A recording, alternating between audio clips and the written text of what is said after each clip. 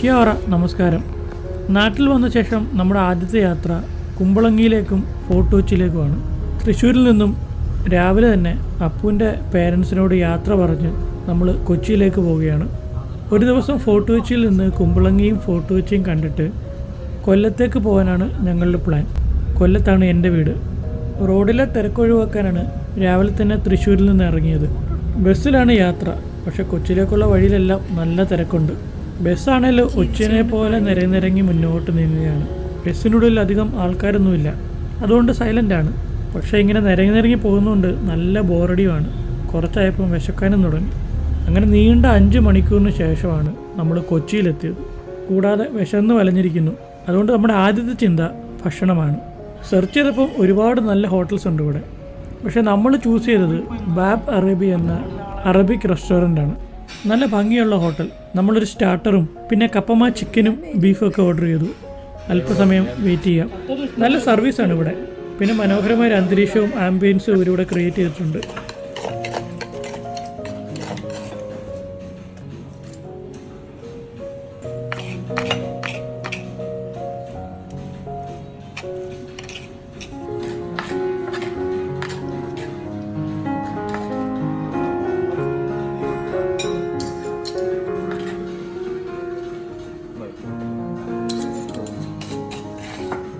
പിന്നെ ഫുഡിൻ്റെ കാര്യം പറഞ്ഞാൽ അടിപൊളി ഫുഡ്, സൂപ്പർ ഫുഡ്, എല്ലാം ഞങ്ങൾക്ക് നന്നായി ഇഷ്ടമായി.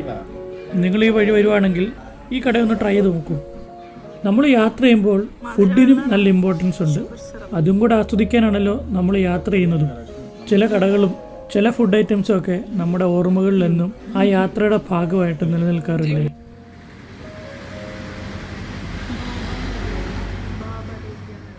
വയറ് നിറച്ച് ഫുഡ് കഴിച്ച ശേഷം നമ്മളിനി അക്കോമഡേഷനിലേക്ക് പോവുകയാണ്.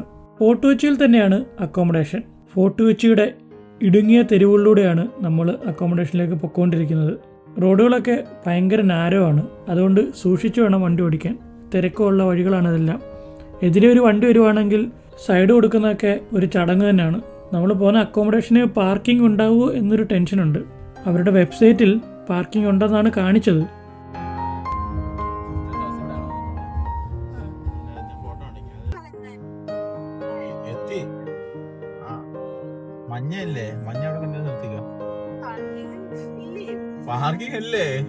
ഹോട്ടലിനോട് ചേർന്ന് റോഡിൽ തന്നെയാണ് പാർക്കിംഗ്. ഹോട്ടലിൻ്റെ ഭിത്തിയും റോഡും തൊട്ടാണ് ഇരിക്കുന്നത്. കുറച്ച് റിസ്ക്കാണ് ഇവിടെ പാർക്ക് ചെയ്യുന്നത്. നമ്മളിപ്പോൾ നിൽക്കുന്നത് ബ്ലൂം ബൊട്ടീക്ക് വാട്ടർ ഫ്രണ്ടിലാണ്.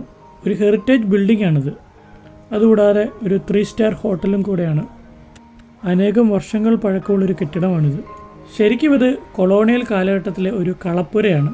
ഒരു 170 വർഷങ്ങൾക്ക് മുന്നേ സ്വന്തമായിട്ട് ഡോക്കൊക്കെ ഉള്ള ഒരു തിരക്കേറിയ വ്യാപാരിയുടെ പ്രോപ്പർട്ടി ആയിരുന്നു ഇത്. ഇപ്പോൾ ഇതൊരു ഹെറിറ്റേജ് അക്കോമഡേഷനാണ്. ഒരുപാട് പഴയ കെട്ടിടങ്ങളൊക്കെ ആണെങ്കിലും ഇതിനെ നന്നായി ഇവർ മെയിൻറ്റെയിൻ ചെയ്യുന്നുണ്ട്. പിന്നെ എടുത്തു പറയേണ്ടത് അടിപൊളി ആംബിയൻസ് ആണ്. വിൻറ്റേജ് എസ്തെറ്റിക് ഇഷ്ടപ്പെടുന്ന എല്ലാവർക്കും ഈ അക്കോമഡേഷൻ ഒരുപാട് ഇഷ്ടപ്പെടും.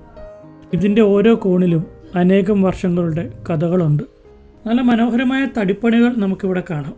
പിന്നെ ഒരുപാട് പുരാവസ്തുക്കൾ ഡിസ്പ്ലേ ചെയ്ത് വെച്ചിട്ടുണ്ട്. എടുത്തു പറയേണ്ടത് ഒരു വിൻറ്റേജ് കാറാണ്. കാറ് മാത്രമല്ല, സൈക്കിളും പഴയ ബൈക്കും ഒക്കെ ഉണ്ട്. അതുകൊണ്ട് ഫോട്ടോഗ്രാഫിക്ക് വേണ്ടിയും ആൾക്കാർ ഇവിടെ വരാറുണ്ട്. മനോഹരമായ ബിൽഡിംഗ് മാത്രമല്ല, ഇവിടുത്തെ സ്റ്റാഫുകളും നല്ല ഫ്രണ്ട്ലി ആയിരുന്നു, നല്ല സർവീസും ആയിരുന്നു. ചെക്ക് ഇൻ ചെയ്ത് കഴിഞ്ഞു. ഇനി ഹോട്ടലും ഒന്ന് ചുറ്റിക്കണ്ടിട്ട് നമുക്ക് പുറത്തേക്ക് ഇറങ്ങാം.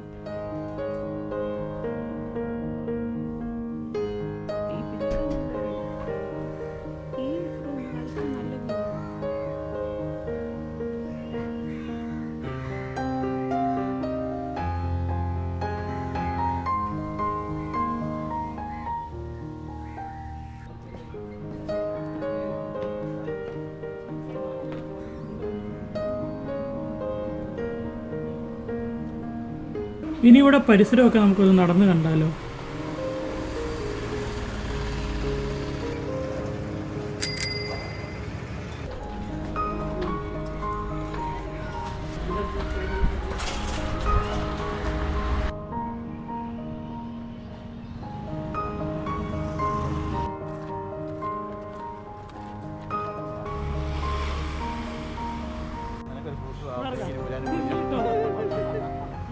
ആദ്യം നമ്മൾ പോകുന്നത് മട്ടാഞ്ചേരി പാലസിലേക്കാണ്.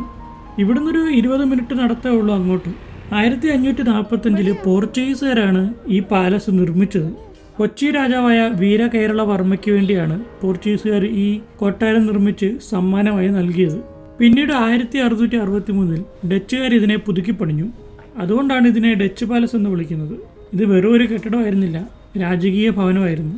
കൂടാതെ കൊച്ചി രാജാക്കന്മാരുടെ കിരീടധാരണ നടക്കുന്ന ഹാളും ഇവിടെയായിരുന്നു. ഇവിടുത്തെ ആർക്കിടെക്ചർ ട്രഡീഷണൽ കേരള സ്റ്റൈലും പിന്നെ യൂറോപ്പിൻ്റെ ഒരു മിക്സാണ്. പിന്നെ ഇതിൻ്റെ ഉള്ളിൽ രാജകുടുംബത്തിൻ്റെ ഒരു കുടുംബക്ഷേത്രവും ഉണ്ട്.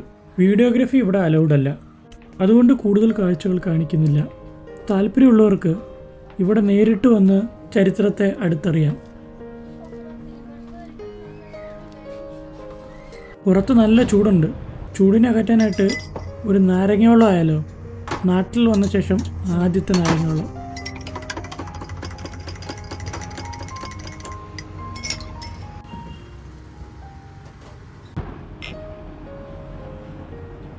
നമ്മൾ കുമ്പളങ്ങിയിൽ കയാക്കിങ് ബുക്ക് ചെയ്തിട്ടുണ്ട്. അതാണ് ഈ യാത്രയുടെ ഹൈലൈറ്റ്.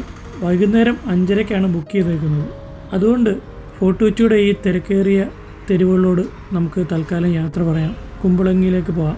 കുമ്പളങ്ങിയെ ഒരു ഫിഷിംഗ് വില്ലേജായിട്ടാണ് നമ്മൾ കണ്ടിരുന്നെങ്കിലും ഇപ്പോൾ അതൊരു മോഡൽ ടൂറിസം വില്ലേജാണ്. അതുമാത്രമല്ല, കുമ്പളങ്ങി കേരളത്തിലെ ആദ്യത്തെ എക്കോ ടൂറിസം വില്ലേജ് കൂടെയാണ്. നമ്മൾ ക്യാമ്പിഫൈ എന്നൊരു കമ്പനിയുടെ ഇൻസ്റ്റാഗ്രാമിലെ റീല് കണ്ടിട്ടാണ് ഇത് ബുക്ക് ചെയ്തത്. അവരാണ് ഇവിടുത്തെ കയാക്കിങ് ഓപ്പറേറ്റ് ചെയ്യുന്നത്. പിന്നെ ഇവർക്കൊരു ചെറിയ അക്കോമഡേഷനും ഫുഡും കാര്യങ്ങളൊക്കെ ഉണ്ട്. നല്ല ഭംഗിയുള്ള അക്കോമഡേഷനാണ്, നല്ല ഭംഗിയുള്ള ലൊക്കേഷനുമാണ്. വളരെ മനോഹരമായ ലൊക്കേഷൻ.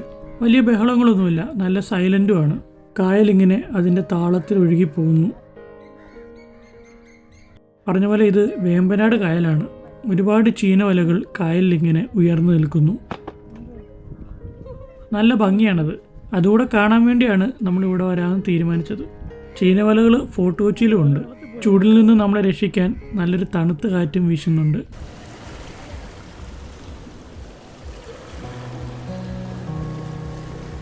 അല്പസമയം വെയിറ്റ് ചെയ്ത ശേഷം നമ്മുടെ കയാക്കിങ്ങിനുള്ള സമയമായി. ഹായ് അപൂർവ. അയ്യോ, എല്ലാവർക്കും ഒരു ചെറിയ പേടിയുണ്ട്. കാരണം വലിയ കായലാണ്, ആഴമുള്ള കായലുമാണ്. അതിൻ്റെ ഒരു ചെറിയ പേടി, അതിനുപരി എക്സൈറ്റ്മെൻറ്റും ഉണ്ട്. എല്ലാവർക്കും ലൈഫ് ജാക്കറ്റ് നൽകും. പിന്നെ ഒരു ചെറിയ ട്രെയിനിങ്ങും നൽകിയിട്ടേ ഇവർ നമ്മളെ കൊണ്ടുപോകത്തുള്ളൂ. അതുകൊണ്ട് ഒരുപാട് പേടിക്കണ്ട.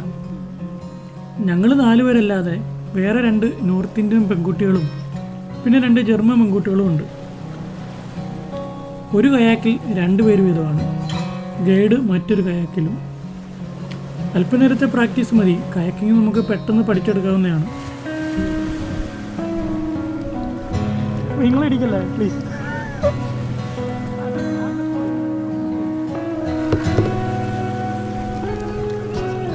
നേരെ പിടിക്കല്ലേ, ഹാർഡ് ലെഫ്റ്റ് കൊടുക്കും. പിന്നെ കായലിന് ചെറിയ ഒഴുക്കുള്ളതുകൊണ്ട് ഇടയ്ക്കിടയ്ക്കൊന്ന് തുഴഞ്ഞു കൊടുക്കേണ്ടി വരും. അല്ലാതെ വലിയ പ്രശ്നമൊന്നുമില്ല.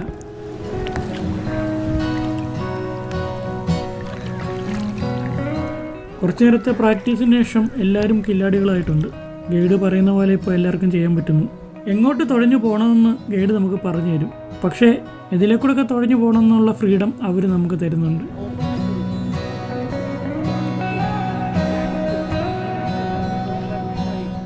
സൂര്യൻ പതിയെ അസ്തമിക്കുന്നുണ്ട്. അതുകൊണ്ട് കുറച്ചു നേരം ഇതിലേക്കൂടെ എല്ലാം തുഴഞ്ഞു നടക്കാൻ നമ്മളോട് ഗൈഡ് പറഞ്ഞു. അല്പസമയത്തിന് ശേഷം സൺസെറ്റ് കാണാൻ പറ്റുന്ന നല്ലൊരു ലൊക്കേഷനിലേക്ക് നമുക്ക് പോകാമെന്നും അദ്ദേഹം പറഞ്ഞു.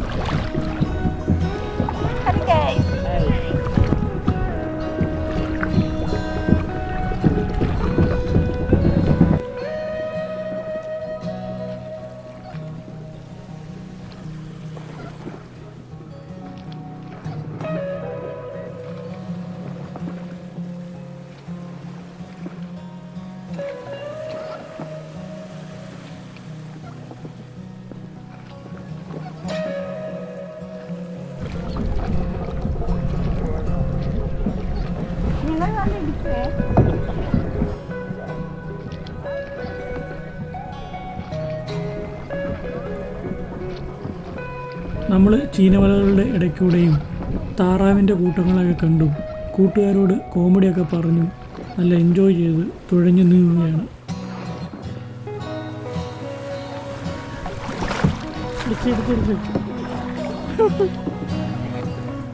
വലിയ നോയ്സ് എങ്ങുമില്ല. ഒരു തണുത്ത കാറ്റും വെള്ളത്തിൻ്റെ ശബ്ദവും തുഴയുന്ന ശബ്ദവും നല്ല മനോഹരമായ ക്ലൈമറ്റും എല്ലാം കൂടെ ചേർന്ന് നല്ല കിടിലൻ ആംബിയൻസ്, അടിപൊളി അറ്റ്മോസ്ഫിയർ. അങ്ങനെ തുഴഞ്ഞ് മുന്നോട്ട് നീങ്ങി നമ്മൾ സൺസെറ്റ് കാണാൻ പോവുകയാണ്.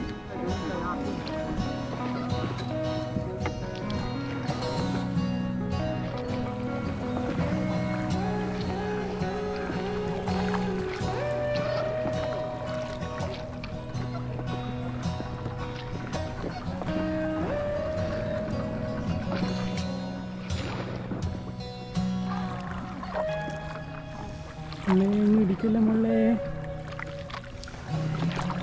മുള്ളേ, മുള്ളേ.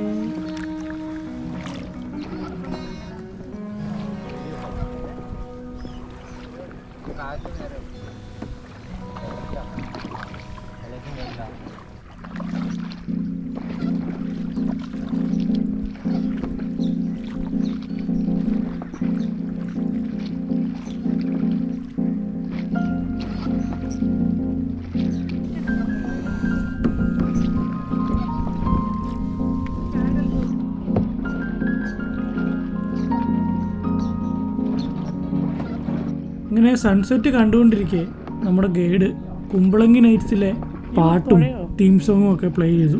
ഈ ഒരു അറ്റ്മോസ്ഫിയറിൽ ആ പാട്ട് കേട്ടപ്പോൾ ആ പാട്ടിന് കൂടുതൽ ഭംഗി തോന്നുകയും നമ്മുടെ ഈ ഒരു നിമിഷം കൂടുതൽ മെമ്മറബിൾ ആക്കുകയും ചെയ്തു. ഒരു ഹെവൻലി അറ്റ്മോസ്ഫിയർ.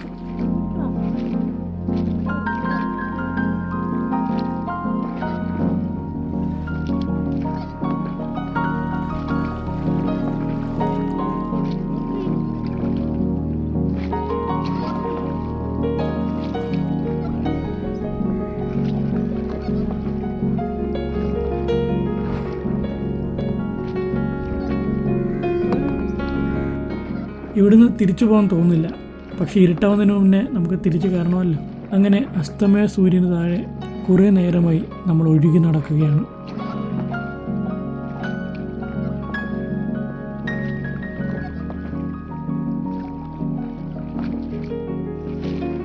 തിരിച്ചു പോകുമ്പോൾ കാണുന്ന കാഴ്ച ചീനവലകൾ വെള്ളത്തിലേക്ക് പതിയെ മുങ്ങുന്നതാണ്.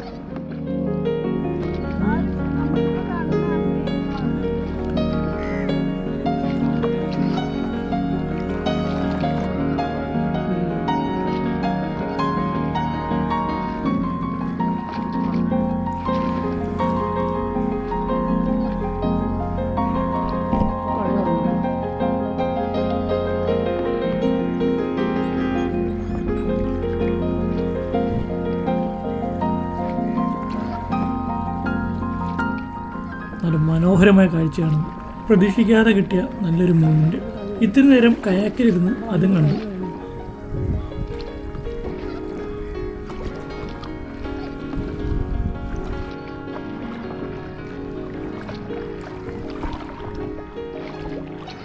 എല്ലായിടത്തും ഇരുട്ട് പടർന്നിരിക്കുന്നു. ചെറിയൊരു നിലാവെളിച്ചമുണ്ട്. കായലിൻ്റെ അടുത്ത വീടുകളിലും ഈ അക്കോമഡേഷനിലും എല്ലാം നല്ല ലൈറ്റുകളുണ്ട്. ആ വെളിച്ചം നമുക്ക് വെള്ളത്തിൽ റിഫ്ലക്ഷനായിട്ട് കാണാൻ പറ്റും. വെള്ളത്തിൽ നക്ഷത്രങ്ങൾ പോലെ അത് തിളങ്ങുന്നു. അതും കണ്ടുകൊണ്ട് ഈ വെള്ളത്തിൻ്റെ സൗണ്ടും കേട്ടുകൊണ്ട് ഇങ്ങനെ തുഴഞ്ഞു നീങ്ങുന്നത് ഒരു മാജിക്കൽ എക്സ്പീരിയൻസ് ആണ്. പറ്റുവാണെങ്കിൽ നിങ്ങളും ഒന്ന് ട്രൈ ചെയ്ത് നോക്കണം.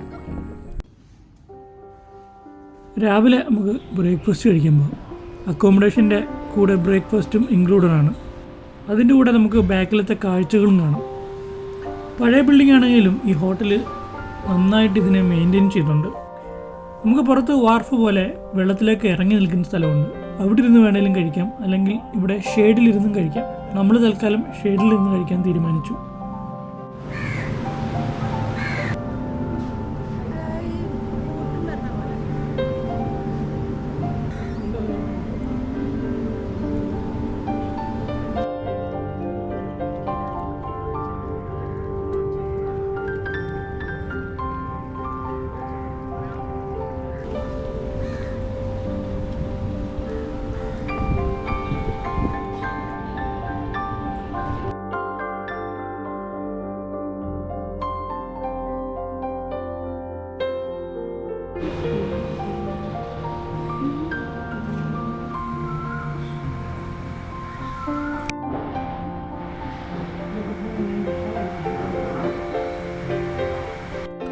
ബ്രേക്ക്ഫാസ്റ്റ് കഴിച്ചിട്ട് നമുക്കിനി പുറത്ത് നടക്കാൻ പോകാം.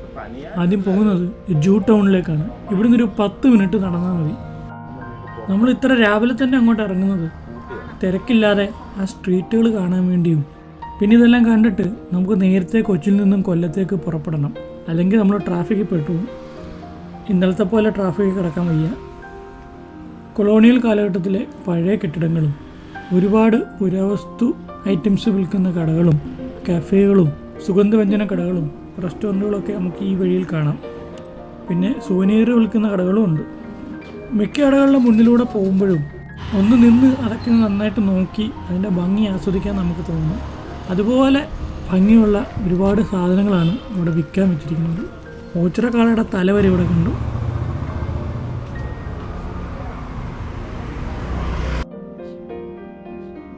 പഴയ കാലത്തിൻ്റെയും പുതിയ കാലത്തിൻ്റെയും ഒരു മിക്സാണ് ഫോർട്ട് കൊച്ചിയും ജൂ ടൗണും ഒക്കെ. പിന്നെ പല ബിൽഡിങ്ങുകളുടെയും ഭംഗി മറയ്ക്കുന്ന പോസ്റ്ററുകളും ഫ്ലെക്സ് ബോർഡുകളും ഒക്കെ ഉണ്ട്. അതൊക്കെയുള്ള ഒരു ബുദ്ധിമുട്ടായിട്ട് നമുക്ക് തോന്നിയത്. കൊച്ചിയിലെ ജൂത കമ്മ്യൂണിറ്റിയുടെ ആസ്ഥാനമായിരുന്നു നമ്മളിപ്പോൾ കാണുന്ന ജൂ ടൗൺ. ഇപ്പോൾ ആൻറ്റീക്ക് ഷോപ്പുകൾക്കും മനോഹരമായ തെരുവിനും പേരുകേട്ടൊരു സ്ഥലമാണിത്. 1568 നിർമ്മിച്ച പരദേശി സിനഗോഗ് ഇവിടെയാണ്. കോമൺവെൽത്തിലെ ഏറ്റവും പഴക്കമുള്ള സജീവമായ സിനഗോഗാണിത്. രാവിലെ നമ്മൾ നേരത്തെ വന്നുകൊണ്ടായിരിക്കും ഇപ്പോൾ ഇത് അടച്ചിട്ടേക്കുവാണ്. പക്ഷെ അത് കുഴപ്പമില്ല, നമ്മൾ സ്ഥലത്തിൻ്റെ ഭംഗി ആസ്വദിക്കാൻ വന്നവരാണല്ലോ. അതിനെ ഓർക്കാൻ വേണ്ടി എന്തായാലും ഒരു ചെറിയ സുവനീർ നമ്മൾ മേടിച്ചിരിക്കും. നല്ല ഭംഗിയുള്ളൊരു ചെറിയ ടൗണാണിത്. ചരിത്രവും സംസ്കാരവും വാണിജ്യവും എല്ലാം നമുക്ക് ഇവിടെ എക്സ്പീരിയൻസ് ചെയ്യാം. ജൂ ടൗൺ 16-ാം നൂറ്റാണ്ടിലാണ് സ്ഥാപിതമായത്. യൂറോപ്പിലും മറ്റ് സ്ഥലങ്ങളിൽ നിന്നും അഭയം തേടി വന്ന ജൂതന്മാർക്ക് കൊച്ചി രാജാവ് ഇവിടെ അഭയം നൽകി. ഒരു 20-ാം നൂറ്റാണ്ടിൻ്റെ തുടക്കത്തിൽ മിക്ക ആൾക്കാരും ഇസ്രായേലിലേക്ക് തിരിച്ചു പോയെങ്കിലും അവരുടെ വീടുകളും സാധനങ്ങളും പാരമ്പര്യവും എല്ലാം നമുക്ക് ഇപ്പോഴും ഇവിടെ കാണാം.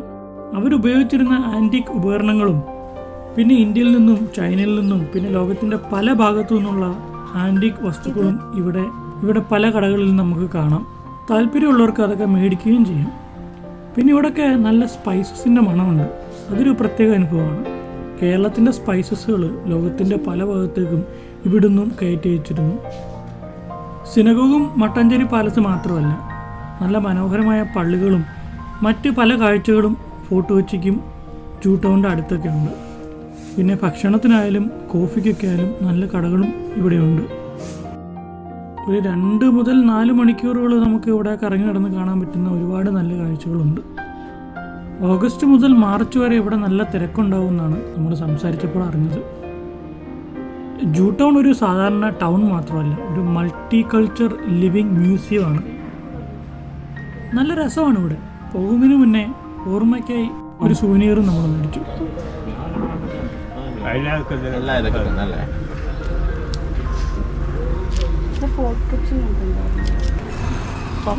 താഴത്തെ ഒരെണ്ണെടുത്തു.